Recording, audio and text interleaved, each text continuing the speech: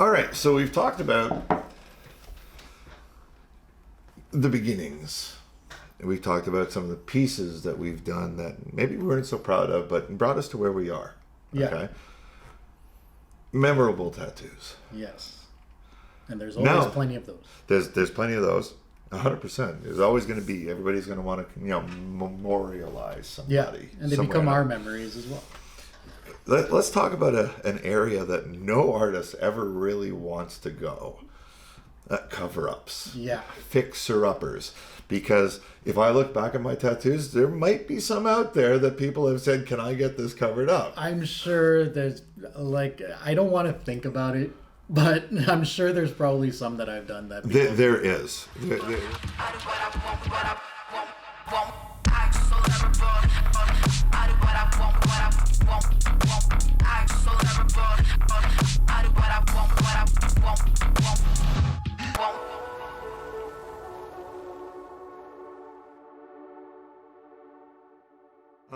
Let's talk about cover-ups. The bane of just about every tattoo artist's existence. Because you know when you're sitting in the shop and you get that call and you say hi and they say, hey man, I've been looking at your work. It's really cool. I'm digging it. It's dope.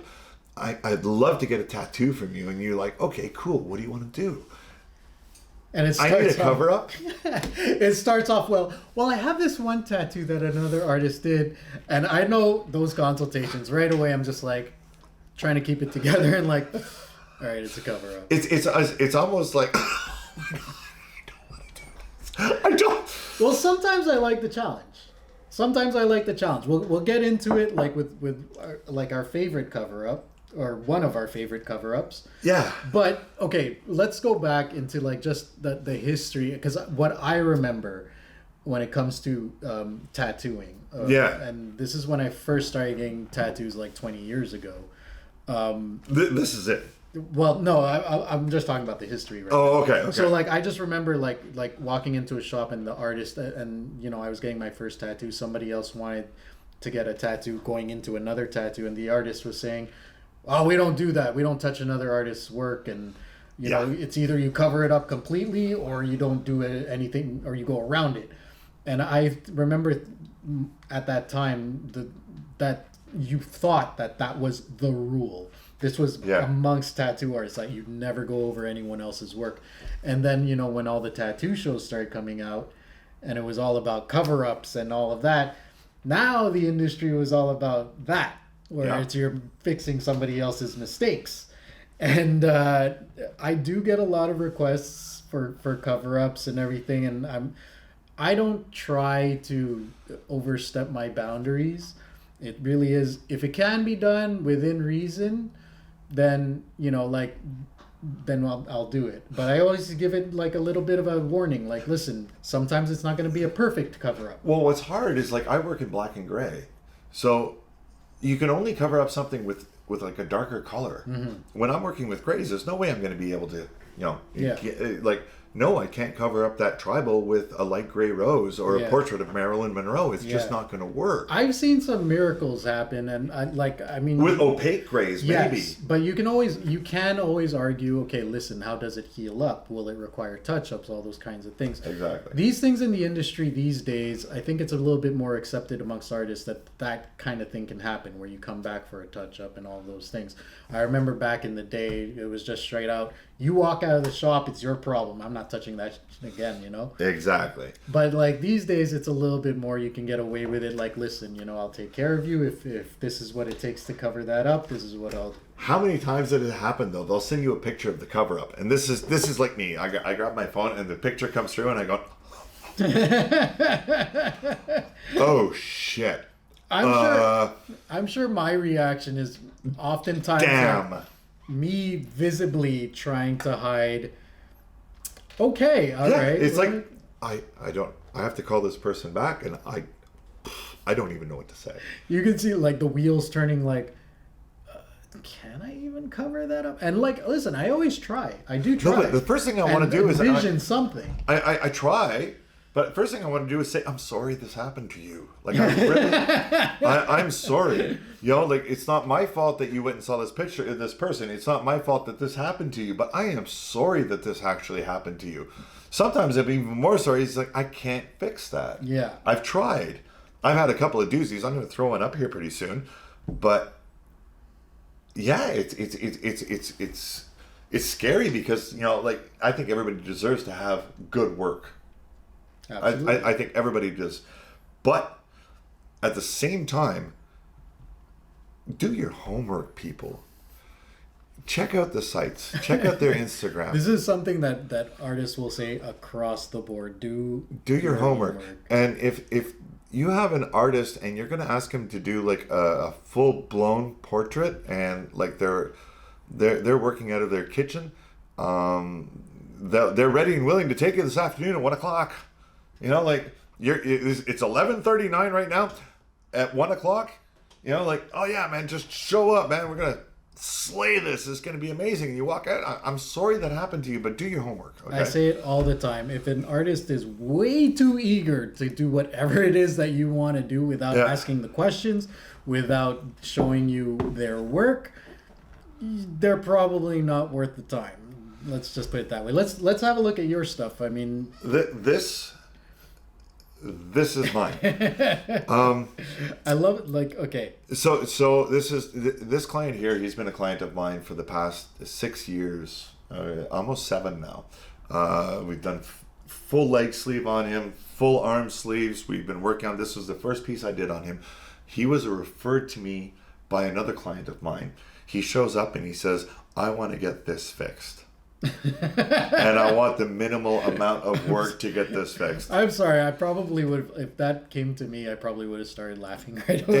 It was okay. The eyes were both crooked. I had to use a lot of whites. I had to reshape noses. I redid the lips. I didn't touch all the hair because he didn't want me to go everywhere possible. I love the accentuation of the teeth in that first one. And I added somewhat of a necklace, if you can see. Like I did that. I noticed that. I noticed like the collar too. Yeah, I fixed up the skull a little bit. And shaded but that skull the eyes, the nose, and the mouth compared to what it was. I love the teeth. I'm sorry, but you remember there used to be Beavis and Butthead. These the underbite. like look at the mouth, okay? You know, it really is. Why did you not even like put in the chin? God. And I'm sorry, Alex, for showing this, but damn, hey, I'm man, happy you it have happened. a nice tattoo now. Yeah, okay, listen, what you got now is 100% better. But thank you, Alex, for all the continuing support that you've given me out of the years. You're never going to hear from him again now. He's the one I just did that colored Deadpool. That full color Deadpool, and I just did that on him less than a year ago. So he's been amazing. But yeah, it's that was I guess the cover up fixer upper that I still sit down and say I still have no idea how the hell I did that. You know, did you just go in there? You didn't use a marker? No. I just went straight out with the machines, and I said, you know, by this time I had enough experience. I used to literally. Like, I would be drawing from 10 o'clock in the morning, be tattooing from 10 o'clock in the morning to 9 at night, and I would go home and I would draw for 2 or 3 hours every night. Yeah. And because of the fact, well, you saw my tattoos from before. So, at this point here, I was very comfortable with my abilities, and I said, okay, we're going to go for it. And I think what I did came out great, but this was a good 8 years ago, so... But since then, I've done a bunch, but this is the one that I remember the most as being something worthy else. Of it. Yes. Very worthy. Okay, so here, we're going to take a look. Okay, so let's put this one up.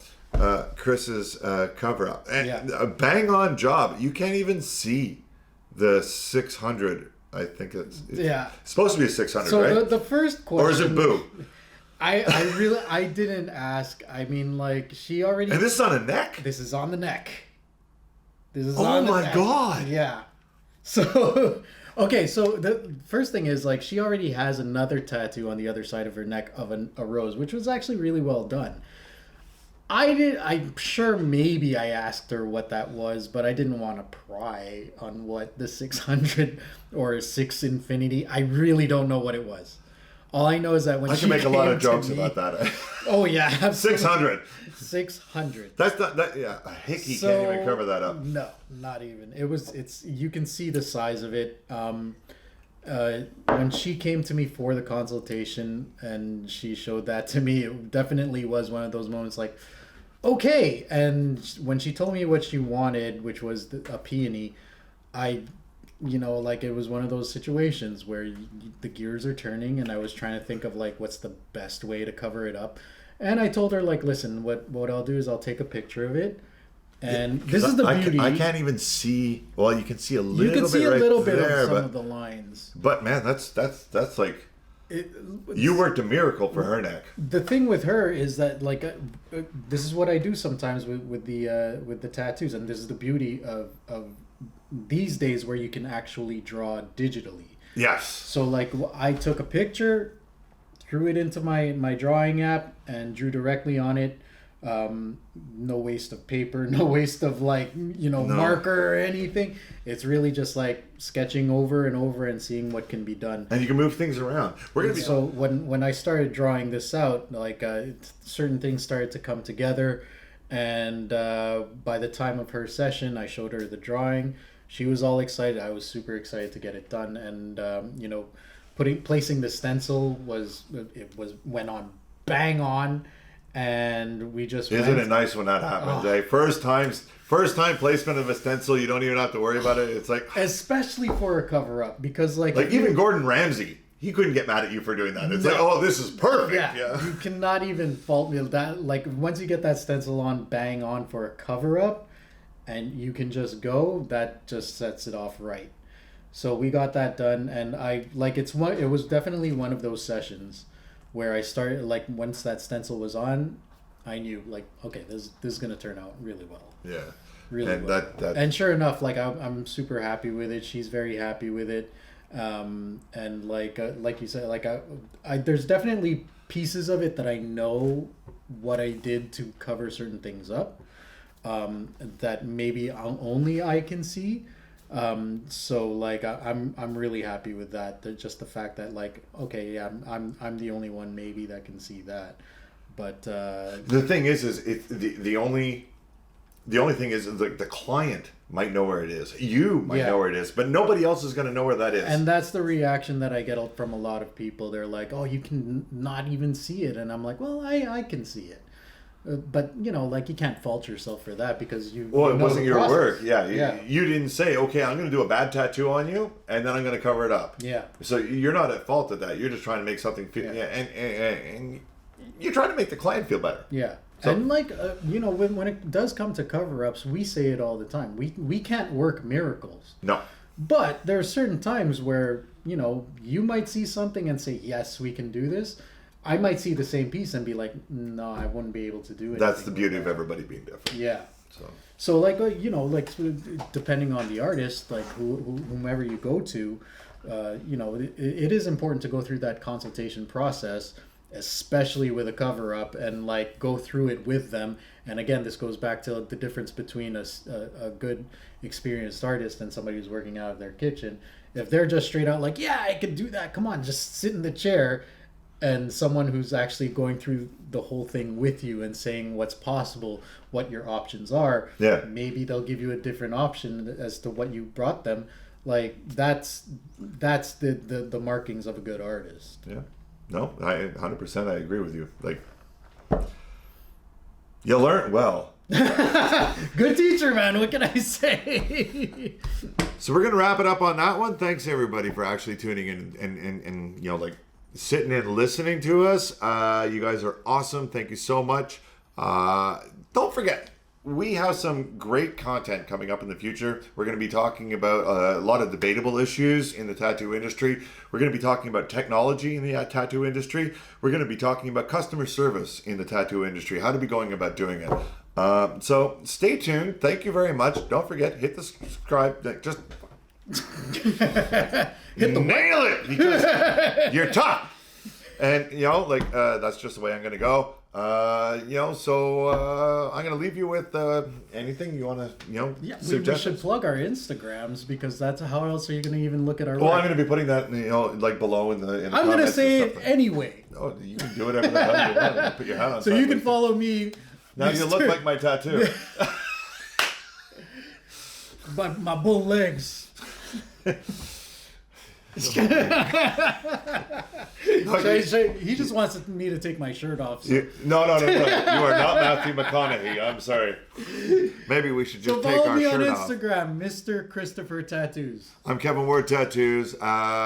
Stay tuned. Have a great day. Thanks everybody for tuning in, and everything on the bottom.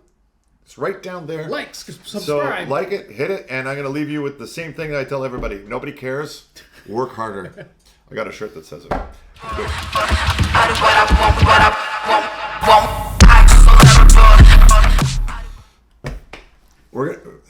We're gonna talk about some of the tattoos. I'm gonna trim all that because, man, I just messed that up. And now you see me doing this in the background and stuff like that. This is the blooper part of the show. Blooper reel. The blooper reel. Blooper reel. Okay, so it's really real. It's really real. Do you need to do your vocal exercises right now? Just Hi. Do you remember the first time you tried kissing? enunciate. Yeah. A loop. I have to go back to my radio broadcasting roots. It's like, good morning. You're listening to Kevin Ward on 92.3 CJLX. That's really well done. Yeah, well, yeah. You need the. Yeah, exactly. Coming in traffic this morning.